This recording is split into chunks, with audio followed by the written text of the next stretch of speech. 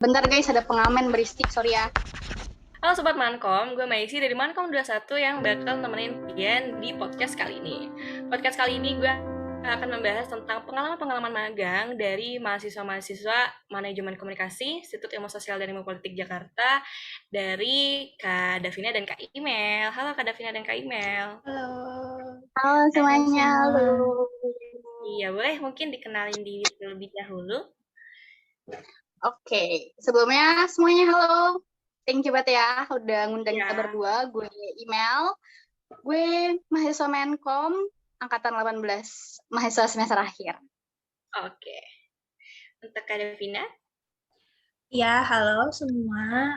Aku Davina Furkaniawari, bisa dipanggil Davina aja. Aku sama kayak email, mahasiswa Manajemen Komunikasi angkatan 2018, jadi semester akhir. Sebelumnya, thank you ya Maisi, Penny, dan semuanya yang udah ngajak aku dan email untuk main ke podcast Menkom kali ini. oke, baik. Sama-sama, kakak-kakak semuanya. Jadi, narasumber kita pada kali ini adalah mahasiswa angkatan 2018 ya, guys. Dan podcast kali ini itu sangat berguna untuk kita semua tentang magang yang akan kita lakukan juga nantinya. Dan podcast ini juga berguna banget untuk masih yang belum tahu tentang magang. Magang itu seperti apa, pengalamannya itu nanti dapat apa aja. Pokoknya sangat berguna banget dan benefit-benefit yang lainnya ya. Oke, sekarang ini kakak-kakak semua ini kesibukannya lagi apa nih? Kesibukannya. Kalau aku karena mahasiswa semester akhir ya, jadi sibuknya ya cuman skripsian aja. Dan karena semester 8 ini gak banyak matkul yang diambil, gue nyoba nyebar-nyebar CV tuh kemarin dan keterima. Akhirnya ya udah gue sekarang sibuknya sih magang sambil skripsian aja gitu. Oh gitu, magang sambil skripsian. Kalau misalnya Kak Davina sendiri gimana? Sama nih, kebetulan emang lagi semester akhir, jadi sambil nyusun-nyusun skripsi, aku juga sambil magang juga. Oke, gitu. Ini untuk Kak Imel sama Kak Davina, siapa yang undang ke podcast Mankom saat ini sekarang?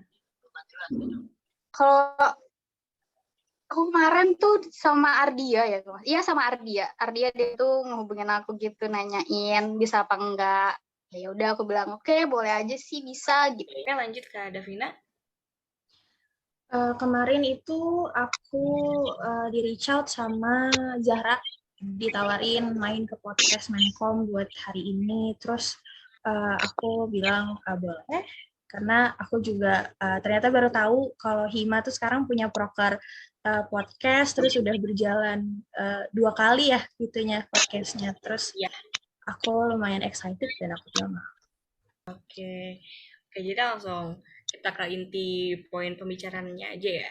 Kalau misalnya aku boleh nanya gak sih, aku kan ini tuh masih nggak ngerti banget sih sebenarnya tentang magang. Kalau boleh tahu magang sendiri itu kayak dia tuh jalurnya banyak atau gimana sih magang itu ada kayak magang apa aja tuh gimana ya? Kalau magang tuh jalurnya tuh banyak banget. Dulu Hmm. itu kalau di ISIP itu dia tuh nggak ada yang namanya magang industri. Jadi ISIP itu tuh dulu tuh kita itu magang itu semester 5 harusnya. Tapi itu tuh masuknya bukan dicariin sama kampus, kita nyari sendiri dan itu juga masuknya tuh ke mata kuliah. Jadi kalian itu magangnya ya udah sambil kuliah biasa dan itu bikin laporan biasa aja, kalian ngapain aja tuh selama 3 bulan tuh, minimal tuh 3 bulan kalau nggak salah, itu semester 5. Dan itu kita nyari sendiri aja kayak mau magang di mana, mau ngapain gitu. Dan rata-rata sih biasanya tuh kalau semester 5 itu anak Menkom magangnya tuh di LSM. Nah, pas gue masuk semester 7 atau semester berapa gitu, tiba-tiba ISIP itu ngadain yang namanya magang industri. Nah, magang industri ini tuh kayaknya tuh karena adanya program magang merdeka. Jadinya kampus tuh nyediain magang buat mahasiswanya tapi lewat alumni-alumni. Jadi perusahaan-perusahaan alumni itu apa namanya dihubungin sama kampus buat nerima mahasiswa-mahasiswa ISIP gitu. Oh Sebenarnya gitu. kayak magang itu bebas sih, kayak kalian maunya dari mana gitu. Kalian mau diwadahin sama kampus boleh, kalian mau cari sendiri juga boleh gitu. Magangnya ini harus sesuai sama jurusan kita atau enggak sih sebenarnya? Kan jurusan kita ini kan manajemen komunikasi ya. Manajemen komunikasi ini bisa ngarah kemana aja, bisa ke bisa ke bisnis atau kemana aja itu bisa nggak sih sebenarnya?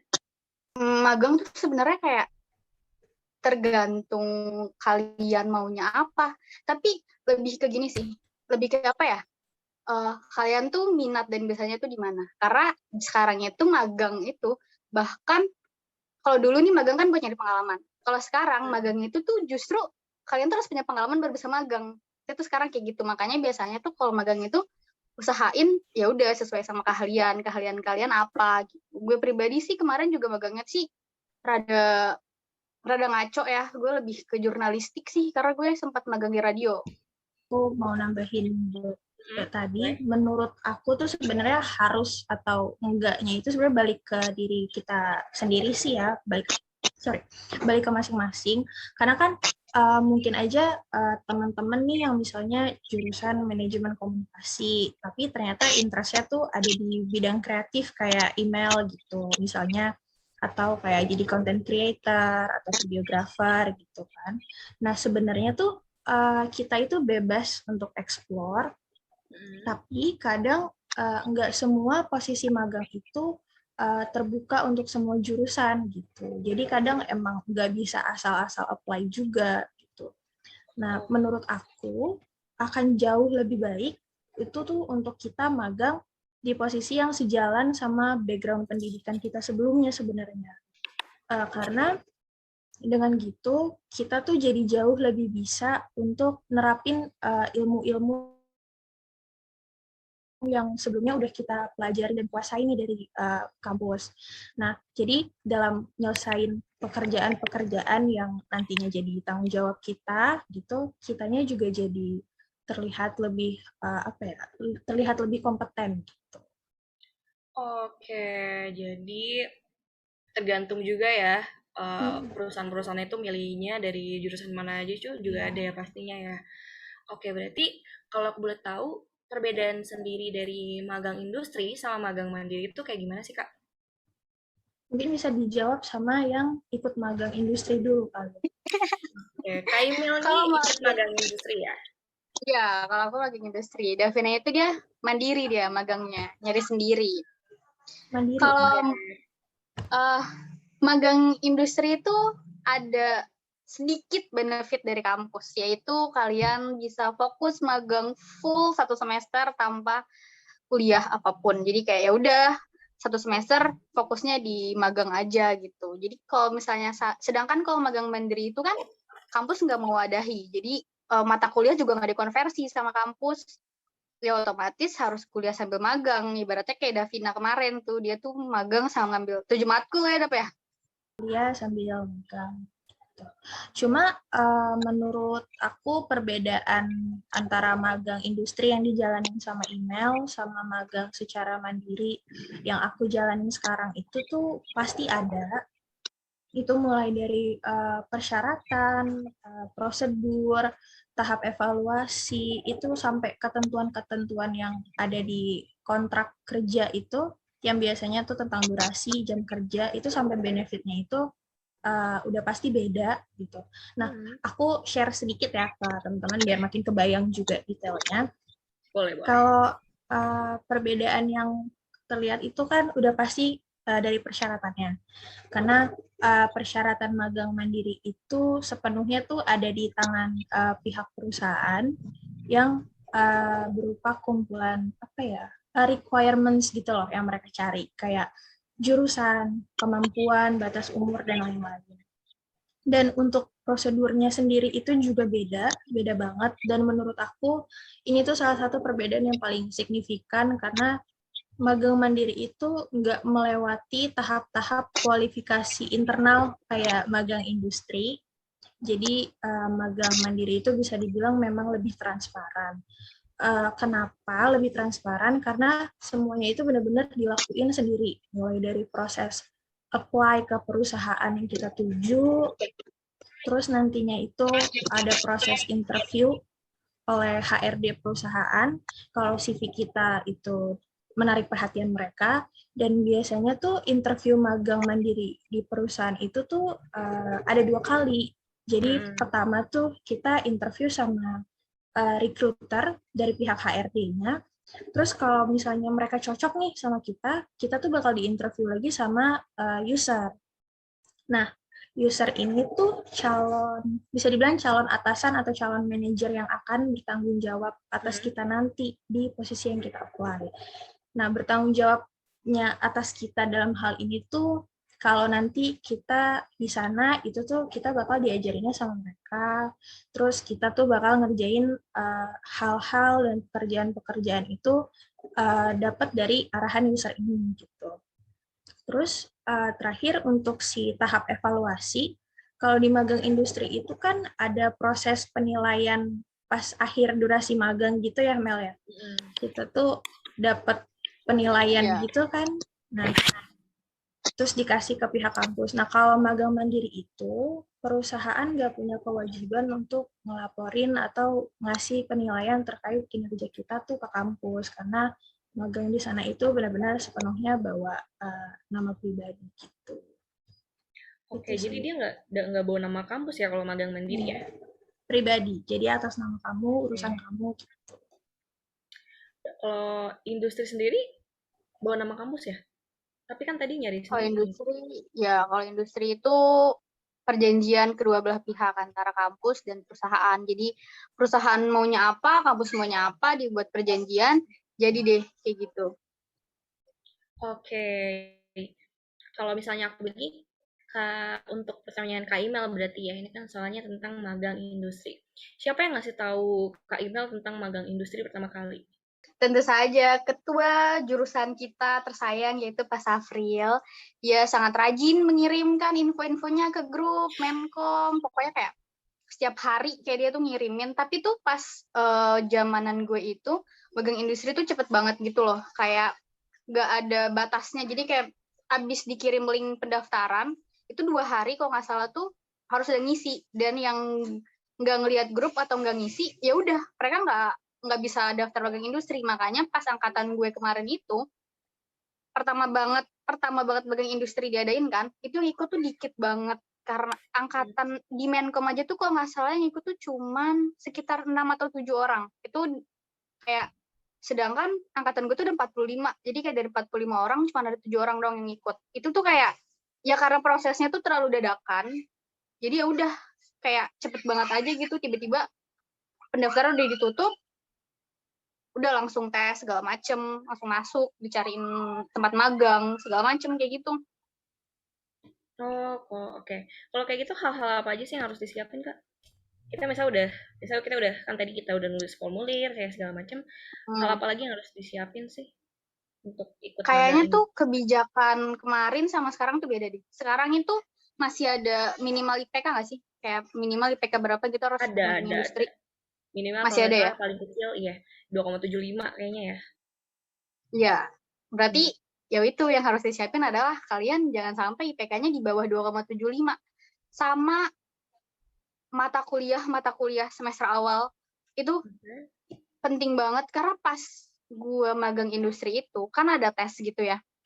Itu kayak ini apa, ini mata kuliah semester 1 tiba-tiba dimasukin ke soal sama mereka yang kayak ibaratnya kayak gue udah semester 7 kayak apa nih mata kuliah apa nih nggak tahu sama sekali. Jadinya harus buka-buka buku lagi segala macem. Sama yang paling penting adalah Excel. Dan masalahnya adalah soal Excel ini itu tuh harusnya tuh rata-rata tuh ngambilnya tuh pada di semester akhir, mata kuliah SIM namanya, Sistem Informasi Manajemen. Nah, mata kuliah ini tuh nanti bakal keluar nih di magang industri. Jadi kayak ya udah lu dari sekarang harus bisa belajar Excel nih, harus bisa tahu nih SIM itu apa gitu. Kita berarti harus banyak-banyak belajar lagi mau itu dari semester 1 dan hal-hal yang belum kita pernah pelajarin di kuliah kita harus belajarin lagi ya berarti ya. Iya, itu. Kalau ribetnya magang industri itu karena lo harus belajar mata kuliah. Sedangkan kalau magang mandiri kan kayak ya udah yang lo pelajarin, nggak ada yang perlu lo pelajarin, yang penting adalah berani dan lo bisa uh, ngambil hati si HR sama usernya aja. Beda sama magang industri. Pintar-pintar kita mengikat HR-nya aja kali ya. Betul. Balik lagi ke pertanyaan magang industri untuk Kak Mel. Untuk Kak Mel sendiri ini ada dorongan gak sih dari orang-orang sekitar untuk ikut magang industri? orang-orang sekitar nggak ada ya kayaknya. Karena emang yang kayak yang gue bilang sebelumnya.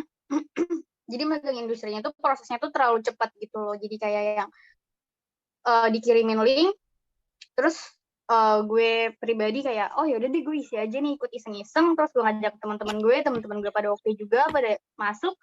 Dan ternyata pas sudah daftar itu kita tuh nggak dibolehin buat keluar. Jadi kalau misalnya udah isi link, isi itu, ya udah kita nggak ada kesempatan dikasih tahu kayak ya udah kalau kalian udah ngisi link mau nggak mau kan harus ikut tes, ikut segala macem, nggak boleh mundur segala macem. Makanya kalau misalnya ditanya ada dorongan atau enggak tuh nggak ada, karena emang kita juga awalnya tuh ngisinya tuh kan iseng-iseng, karena itu kan emang Dadakan program ya. ya. Iya, itu kan juga program pertama kali juga tuh kayak oh magang industri apa nih, ikut deh. Ternyata wajib, jadi kayak udah pas setelah itu yang nge-push selalu Pas Afril, kayak Pas Afril sama Waldo sendiri aja nge-push harus ikut segala macem, jangan sampai nggak ikut gitu.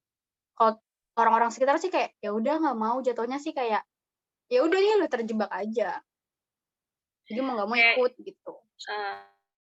kayak yaudah lah ya, kayak nggak ada dari siapa-siapa nih, orang itu dadakan juga nggak sih jatuhnya berarti ya kalau kayak Iya gitu. makanya kayak nggak tahu juga ini awalnya program apa, iseng-iseng ikut, tiba-tiba udah aja nggak bisa keluar, ya udah terperangkap. Tapi beruntung berarti Kak Email dari tadi 45 orang yang lain tuh Kak Email salah satunya yang keterima ya. Karena yang ikut juga dikit, jadi bener-bener itu kan emang pendaftarannya dibuka tuh cuma beberapa hari. Terus setelah daftar, yang lain tuh pada nanya, kok gue udah nggak bisa daftar gitu, karena emang udah ditutup. Jadi kayak yang lain pengen daftar, pengen join pun udah nggak bisa, jadi udah ditutup. Jadi kayak cuman ya udah kayak cuma 10 orang deh yang daftar, dan yang keterima aja udah 7 orang gitu kalau nggak salah. Mereka udah terlambat ya untuk ikutnya, jadi kayak nggak ikut, Iya. jadi nggak terima. Oh, Karena oke. emang sistem dari kampusnya sendiri yang kayaknya kurang persiapan, jadi kurang dadakan, jadi terlalu dadakan, makanya ya udah ngikut sedikit. Oh, I see. Alhamdulillahnya. Tempat magangnya di mana sih Kak? Terus berapa lama ikut magangnya? Kontrak di kerjanya juga?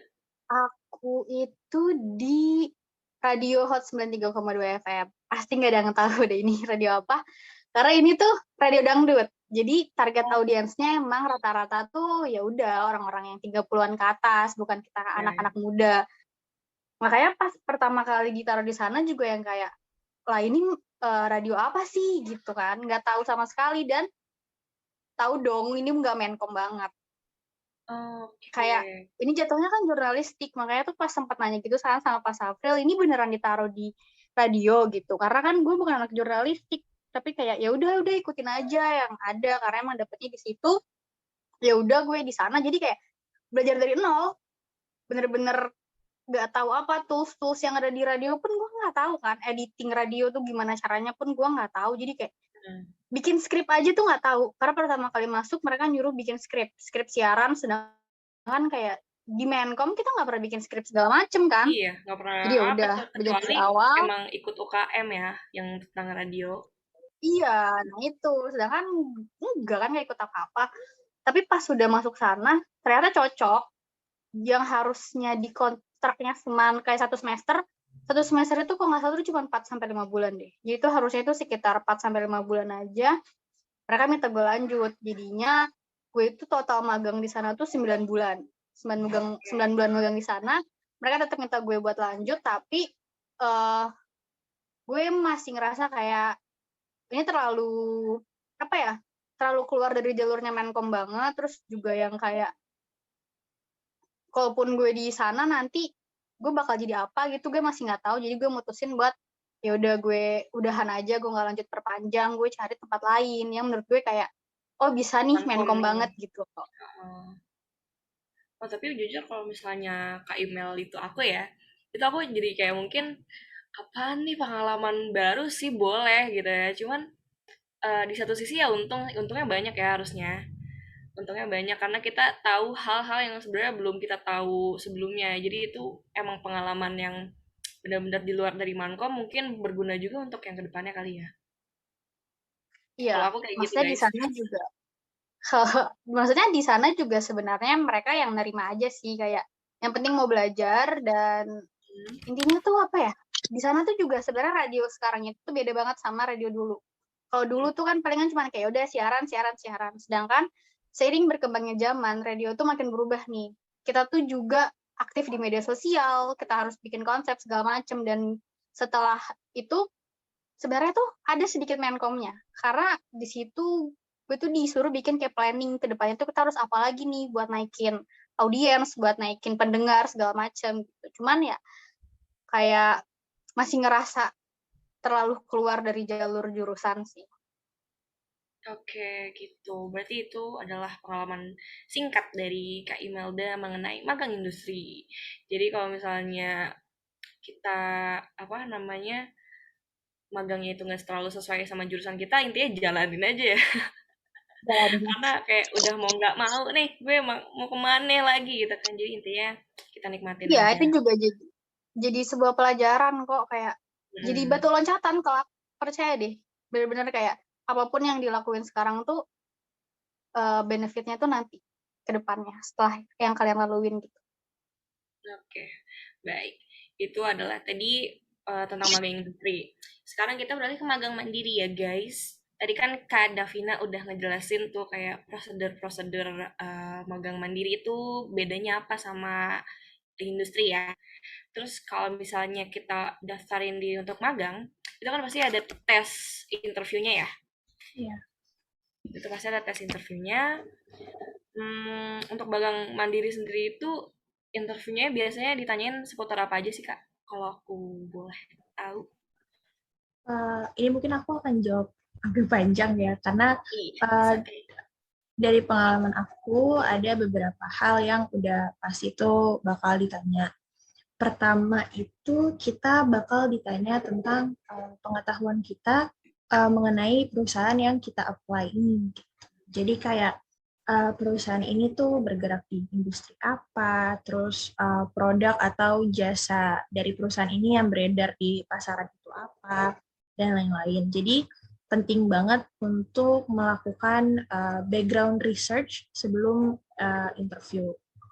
Terus yang kedua, recruiter itu pasti akan minta kita untuk cerita tentang diri kita gitu. Jadi kayak dalam 1 sampai 2 menit itu kita tuh bisa ngejelasin rangkuman dari pengalaman kita sebelumnya nih, kayak magang dan organisasi kampus gitu. Sambil disebutin sedikit kesibukan kita sekarang tuh apa, terus interest-nya itu di hal apa yang berhubungan sama job desk dari posisi yang kita apply itu.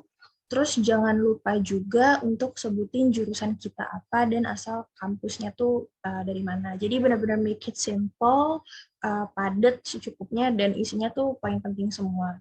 Terus yang ketiga itu pasti kita ditanyain alasan kita apply dan kenapa mau magang di perusahaan dan posisi itu gitu. Jadi pertanyaan itu bisa kita jawab dengan cara ngejelasin hubungan antara minat kita dengan posisi di perusahaan itu. Jadi kayak bisa ditambahin juga kayak kelebihan-kelebihan kita yang menurut kita itu bikin kita cocok deh pokoknya jadi anak magang di perusahaan itu. Itu aja sih, sisanya tuh pasti paling pertanyaan-pertanyaan simpel doang. Tapi pasti 3 itu akan ditanya. Itu ada poin penting ditanyain saat Hmm, interview ya. iya. Oh, mungkin bisa disiapin tuh buat kalian yang ikut magang mandiri ya, guys. Betul. Kalau misalnya kita ikut magang mandiri nih, terus kalau itu tuh magang mandiri kita harus sesuai sama latar belakang jurusan kita atau emang bebas mandiri itu magang mandiri itu sesuai dengan apa yang kita suka aja gitu. Itu boleh nggak sih atau gimana? Boleh, kayak yang aku udah sempat mention sebelumnya, itu tuh harus sesuai atau enggaknya tuh benar-benar balik ke masing-masing aja, karena kita tuh interestnya pasti beda-beda gitu. Terus kita juga pasti pengen explore-explore gitu, supaya nggak di situ-situ terus. Tapi uh, balik lagi menurut aku akan jauh lebih baik untuk kita magang di posisi yang sejalan sama background pendidikan kita. Kayak kalau kita Menkom, intinya sih kalau kita anak komunikasi itu akan jauh lebih baik kalau kita magang di posisi yang kualifikasinya itu minta anak komunikasi gitu. Karena pasti akan jauh lebih gampang deh, karena kita juga udah punya basic ilmu-ilmunya, jadi pas kita kerja di sana, pas kita magang di sana tuh nggak bengong-bengong banget, tapi kelihatan, oh udah bisa nih. Biar nggak mulai dari nol banget ya. Iya Dan benar. juga pasti kalau misalnya kita ikut di magang yang berkait dengan komunikasi juga, itu pasti kita tetap akan dapat hal baru yang sebelumnya belum kita dapetin di komunikasi, ya nggak sih? Kayak misalnya Iya pasti. atau yang lain sebagainya, itu pasti kita dapat semuanya kan, include ya. Benar, benar. Karena komunikasi itu luas banget kan, kayak email tadi aja masuk ke radio sebenarnya bisa dibilang buat jurnal ya mailnya, cuma sebenarnya ya bisa gitu, cuma mungkin email ngerasa kurang masuk aja gitu. Cuma pas si email buktinya jadi bisa bikin skrip, padahal sebelumnya belum bisa bikin gitu-gituan. Banyak ya berarti benefitnya. Terus kira-kira hal apa aja yang harus kita siapin kalau misalnya kita mau ikut magang mandiri? Hal yang harus dipersiapin itu nggak banyak, tapi nggak sedikit juga gitu. Dan lebih baik disiapinnya itu dari jauh-jauh hari. Jadi nggak sistem kebut semalam gitu. Kenapa? Karena pertama tuh kita harus siapin CV. Terus kita harus belajar tips-tips interview. Terus kita siapin skill gitu. Terus bahkan mental juga kan harus disiapin. Kenapa? Karena CV itu lebih baik dibikin dalam waktu yang lebih dari sehari ya, karena berdasarkan pengalaman dan hasil sharing sama atasan-atasan aku di kantor, CV itu lebih baik dalam bahasa Inggris dan bentuknya itu ATS friendly. Jadi in case teman-teman nanti ada yang belum familiar sama istilah CV ATS friendly, aku bantu jelasin sedikit. Jadi CV ATS friendly itu tuh CV yang biasanya berbentuk isinya tuh tulisan semua gitu. Jadi nggak pakai yang gambar-gambar atau warna-warni yang kayak CV kreatif gitu tuh nggak. Kalau mau lihat contohnya itu nanti bisa dicek aja di Google. Nah, kenapa sih recruiter itu lebih mengutamakan CV yang dalam bahasa Inggris dan ATS friendly?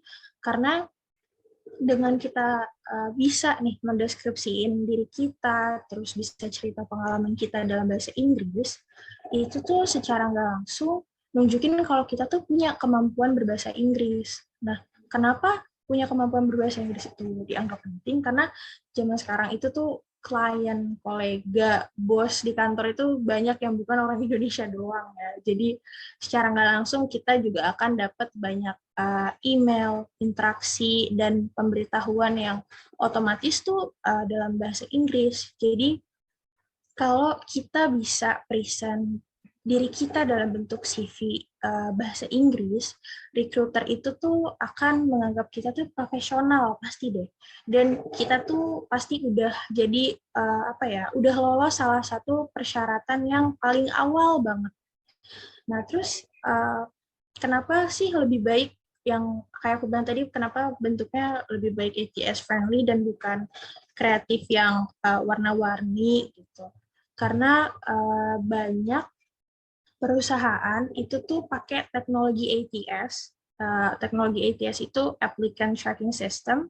Jadi itu fungsinya ngebantu recruiter-recruiter dalam melakukan proses screening CV nih gitu, dengan cara nge-identify requirements yang dibutuhin.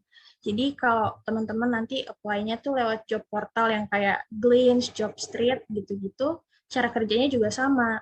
Nah, jadi selain CV-nya dibikin dalam bentuk ATS friendly, itu tips dari aku lebih baik juga kalau pengalaman-pengalaman itu dibikinin penjelasannya gitu dalam bentuk poin kalimat gitu. Jadi isi penjelasannya itu hal-hal yang kita kerjain di pengalaman kita sebelumnya. Misalnya nih, misalnya Maisi bikin nih punya pengalaman ikut Hima Menkom ISIP Jakarta sebagai salah satu misalnya anggota divisi komunikasi dan informasi nih. Nah, Maisi tuh bisa bikin poin-poin tentang berapa hal yang jadi job desk kamu di divisi itu. Contohnya kayak sekarang deh, kamu tuh bisa tulis di CV kamu kamu ngisi podcast di Hema Menkom tiap bulannya, terus didengerin oleh sekian-sekian audiens gitu. Jadi kalau kamu misalnya nanti apply posisi magang jadi podcaster, CV kamu itu bakal memenuhi requirements yang dicari karena ada keyword podcast di CV kamu gitu. Oh, oke. Iya, terus jangan lupain juga siapin skill dan mental gitu. Itu pastinya nggak bisa disiapin dalam waktu sehari.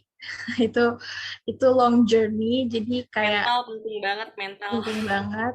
Kayak misalnya kemampuan berbahasa Inggris, itu udah harus kita pelajarin jauh-jauh hari, harus bisa kita kuasain. Karena nggak menutup kemungkinan kalau recruiter yang akan nge-hire kita itu nge-kontak kita dalam bahasa Inggris, terus interviewnya juga akan full bahasa Inggris, dan bisa aja bos di kantor kita tuh juga foreigner gitu. Jadi kita dituntut untuk bisa berkomunikasi dalam bahasa Inggris.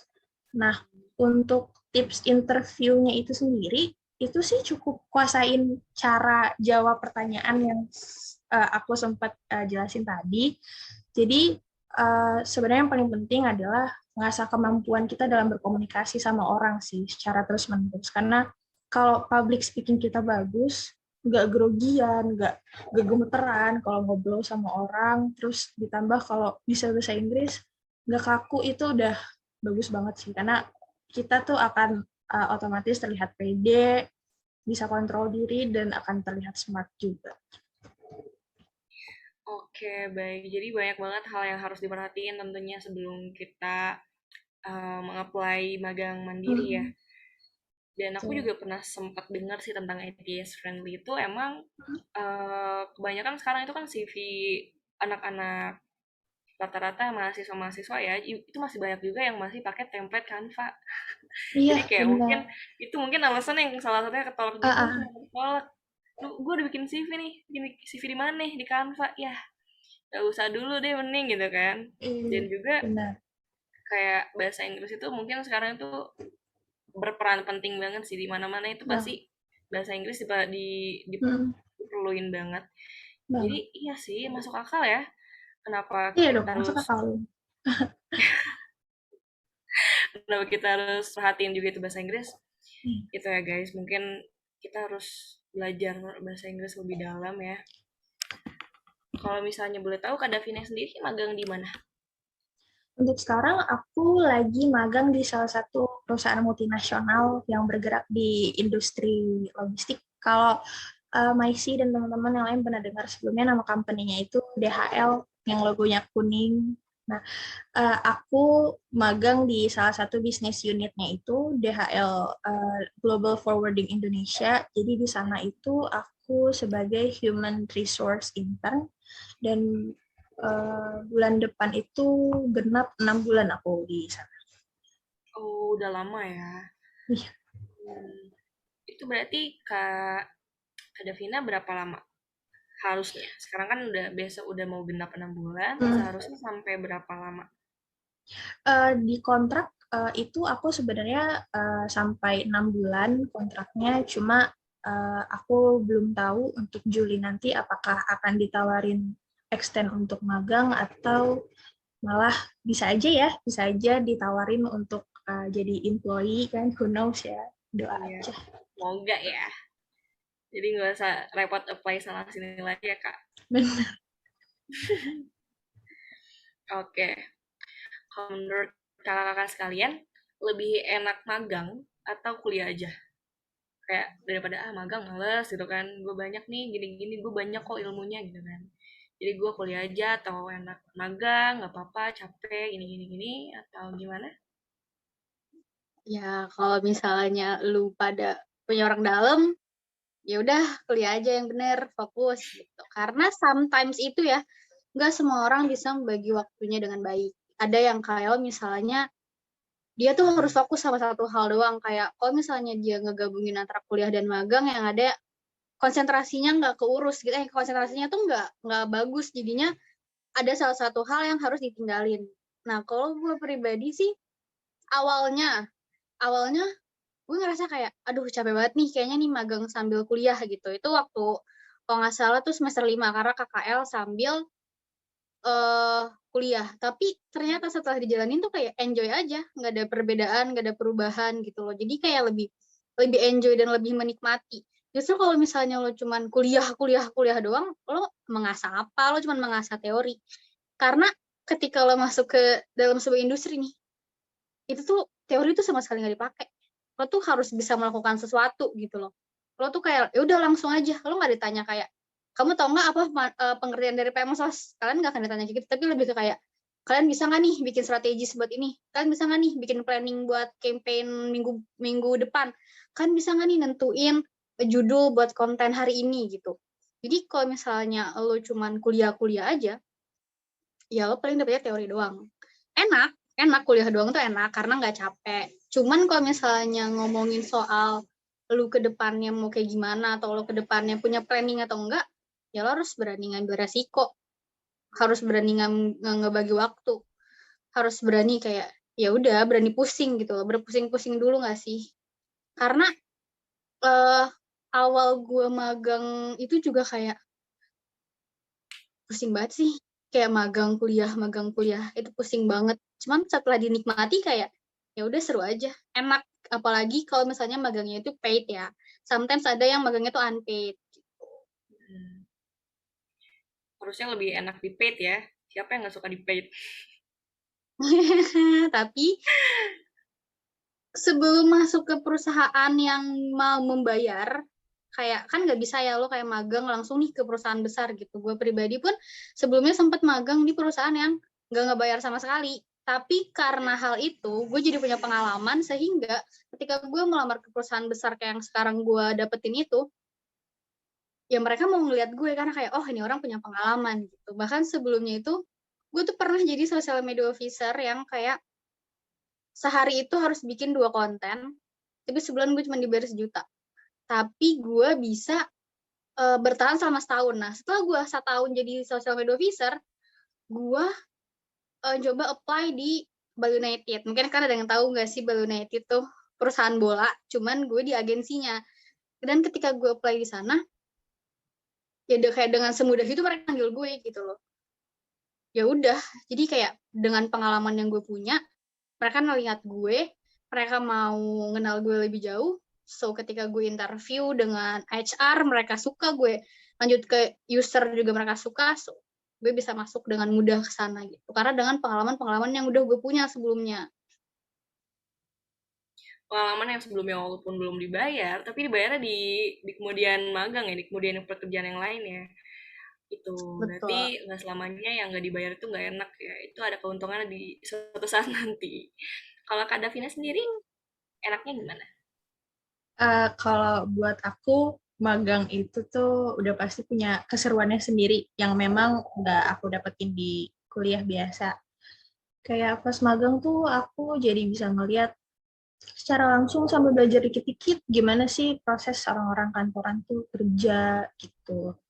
Terus keseruan lainnya buat aku tuh jujur semakin ngerasa lebih dewasa dibanding sebelumnya semenjak magang karena aku jadi punya rutinitas baru di mana setiap pagi aku berangkat ke kantor karena kebetulan aku Senin sampai Jumat itu work from office.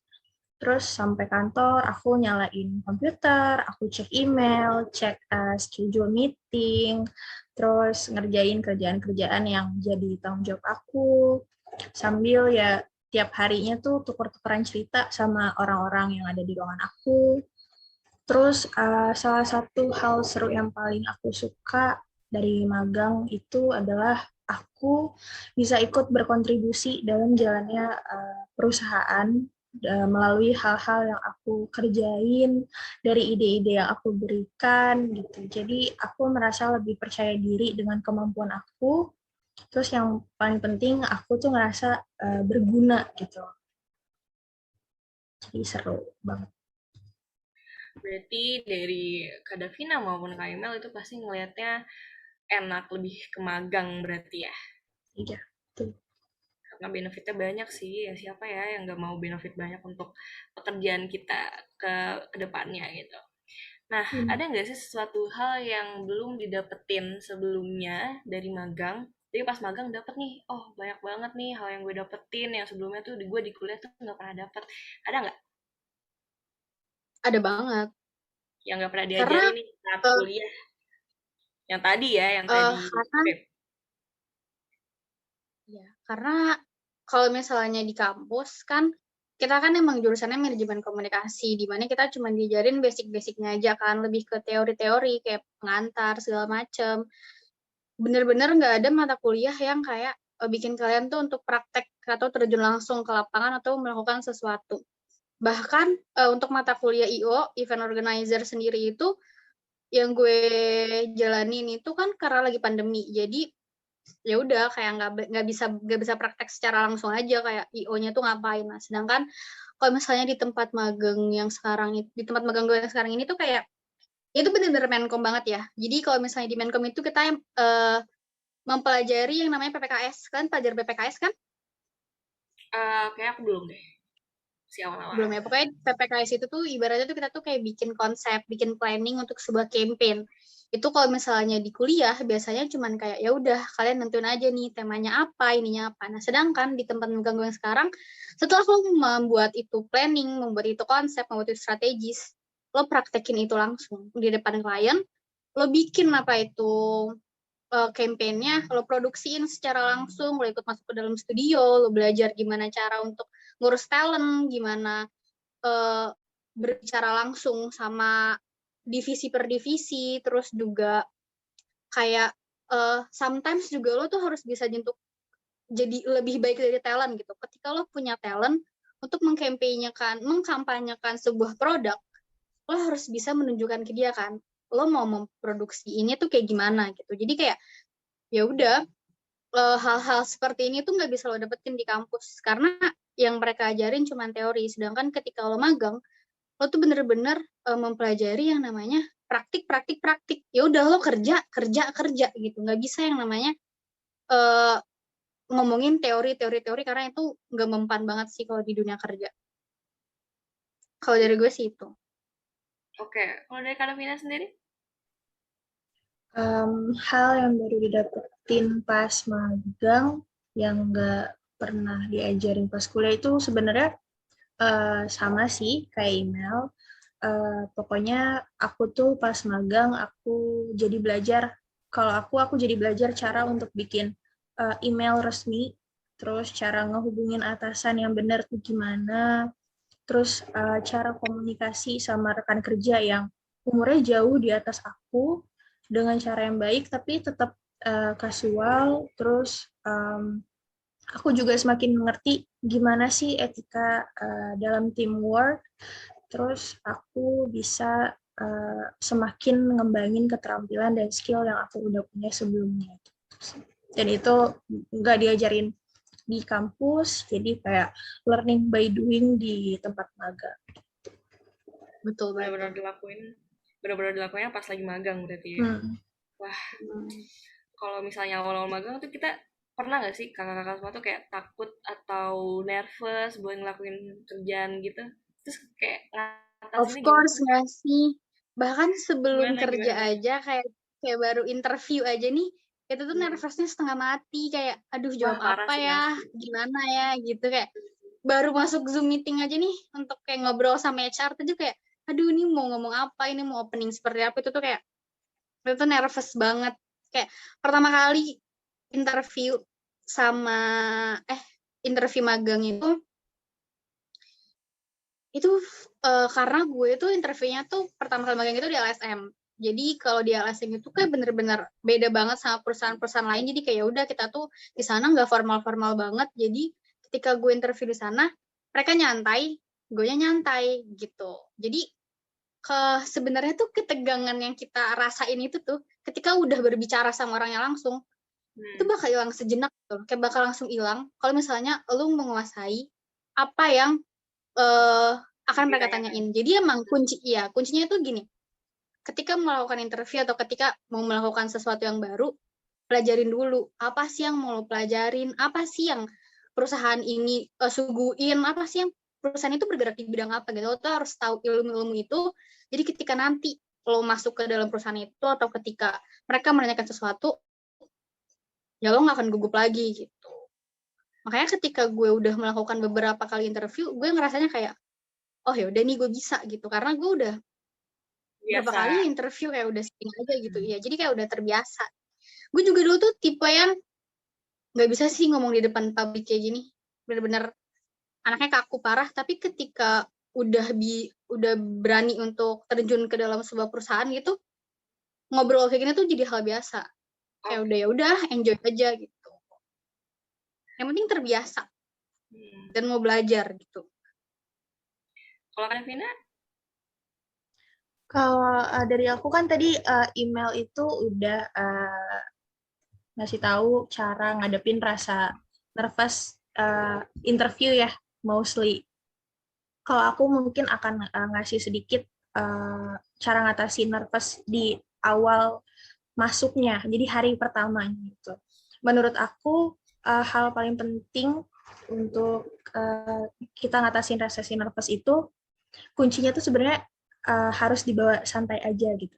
Klise ya, kayak lebih gampang ngomong daripada pas dilakuin gitu. Betul. Tapi kita tuh sebenarnya bisa wujudin sikap nyantai aja itu dengan cara jangan overthinking, terus ilangin tuh semua pikiran-pikiran negatif yang ada, kayak aduh gue gimana ya hari ini, gue kayaknya begini-begini. Itu tuh kalau bisa jangan banget sama sekali.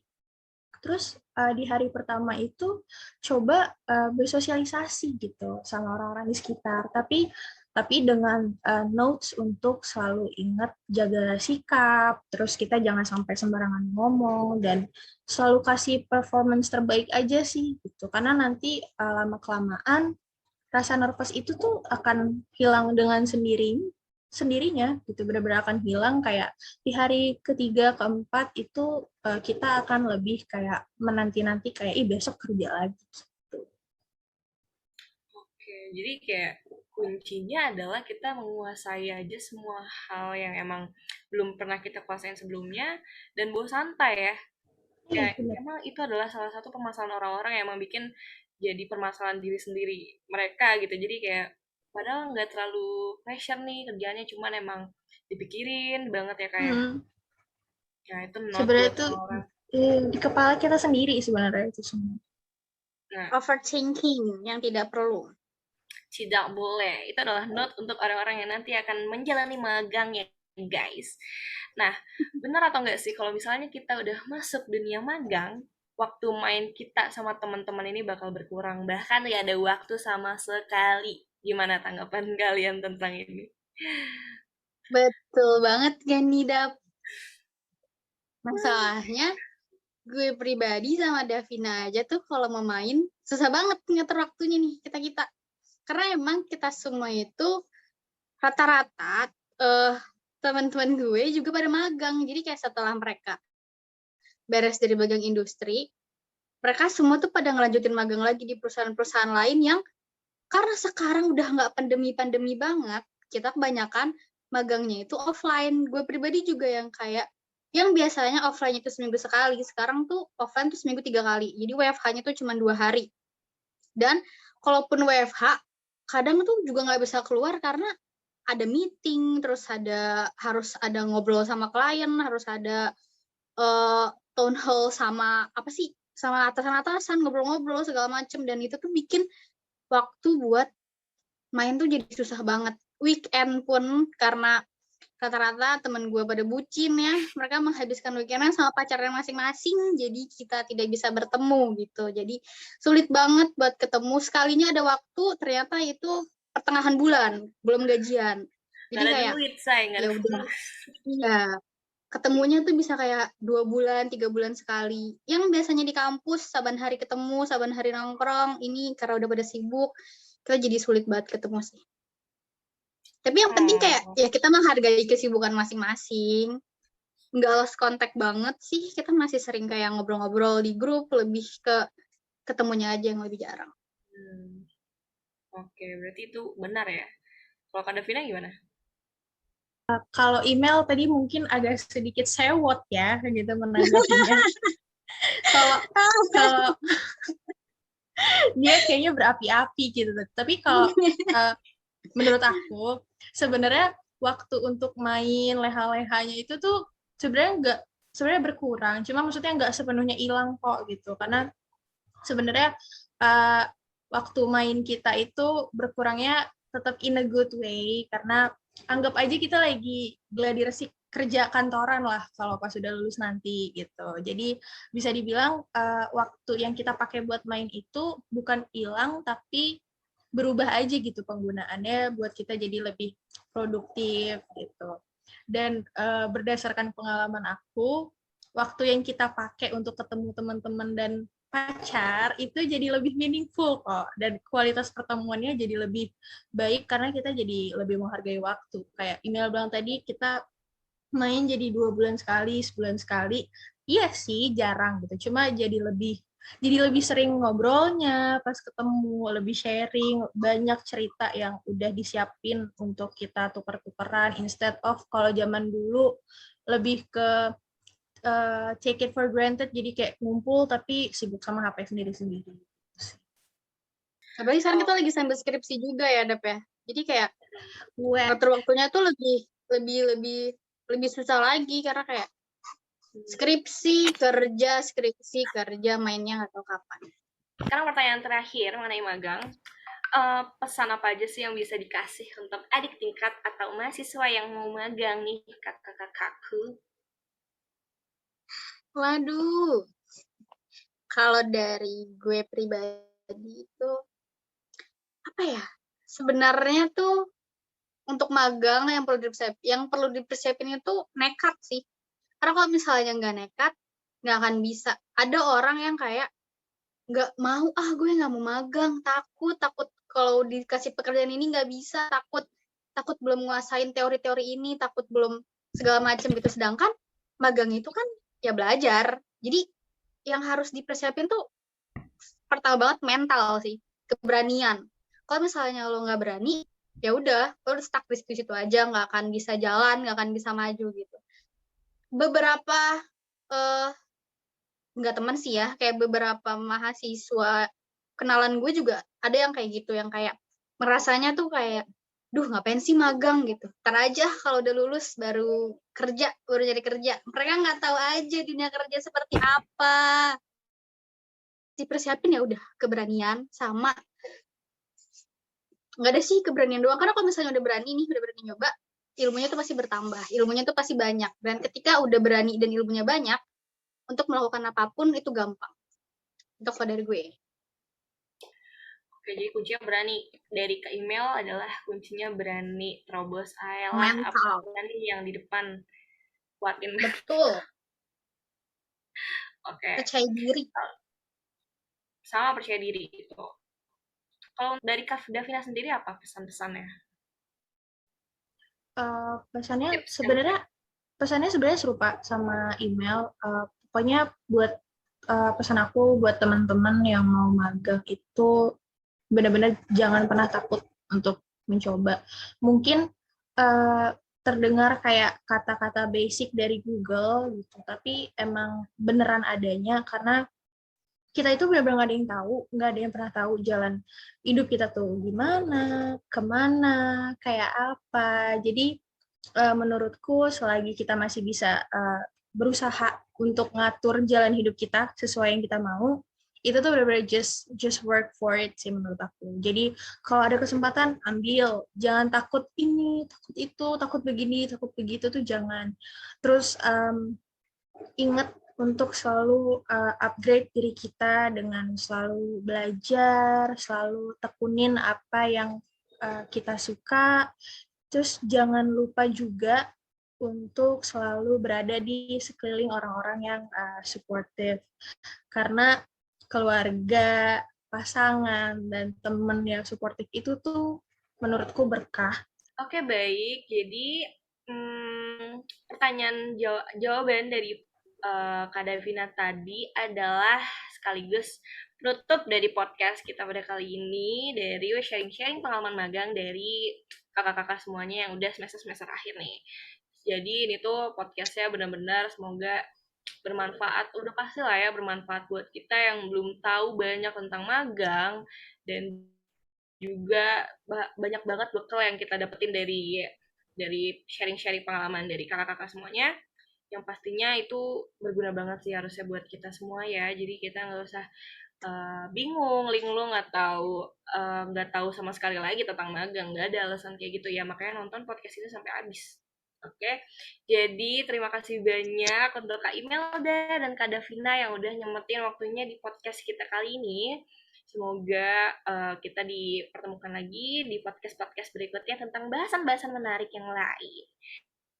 Oke, terima kasih banyak semuanya Thank yang you. udah nonton. Dan juga Kak Makasih. Makasih Imel juga dan Kak Michi udah Davina. nemenin kita. Semoga Bye sukses sama Amin. banget. Thank pekerjaannya. you. Amin, amin, amin, Skripsiannya amin. semoga, Sukses juga buat kalian. iya, semoga skripsiannya berjalan lancar dan dapat segera lulus. Amin. Amin, amin, amin, amin. Oke, itu aja. Terima kasih semuanya. Dadah.